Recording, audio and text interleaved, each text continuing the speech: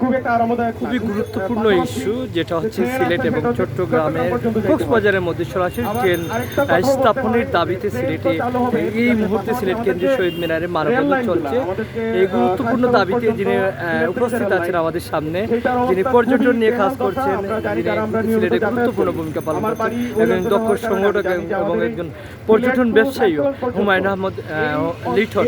হুমায়ুন আহমেদ লিটন, আমরা ওনার একটু কথা শুনতে চাই যে এই সেক্টরটি, এই ঢাকা সিলেট এবং কক্সবাজার এই রুটে ট্রেন সার্ভিস চালুটি কি রাজনৈতিক ব্যর্থতা নাকি একটু যদি বলেন? রাজনৈতিক নেতৃবৃন্দের ব্যর্থতা। দীর্ঘদিনের দাবি ছিল কক্সবাজারের সাথে সিলেটের একটু সংযুক্ত হবে।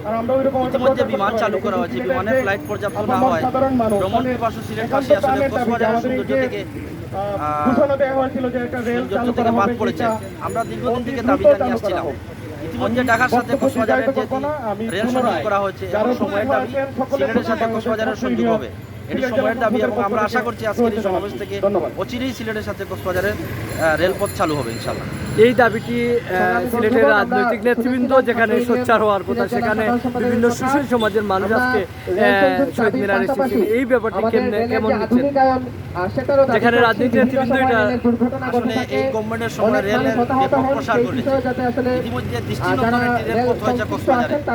আর কক্সবাজারের সাথে সিলেটের রেল চালু করা আসলে তেমন কোনো কঠিন ব্যাপার না, শুধুমাত্র রেল দিলেই হবে।